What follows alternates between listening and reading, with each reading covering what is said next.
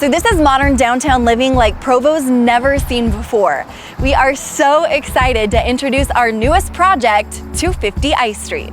They'll range in square footage between 1,800 and 2,500 square feet. All of these units will have high-end appliances, high-quality finishes from floorings to backsplashes to high-end carpet. All of the units will have balconies. Some of the units will have rooftop patios. Community feel, HOA. The market has changed a little bit and people are more focused on some of the surrounding businesses, places to eat, close freeway access. This is where we want people that are career-oriented or retired.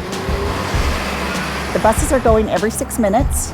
It's free. We're looking at the scooters and bicycles. Google Fiber is fabulous in Provo. There is tons of new fun office space coming in, tons of new housing that's coming in, tons of new education that's coming in. Our economy is doing really well.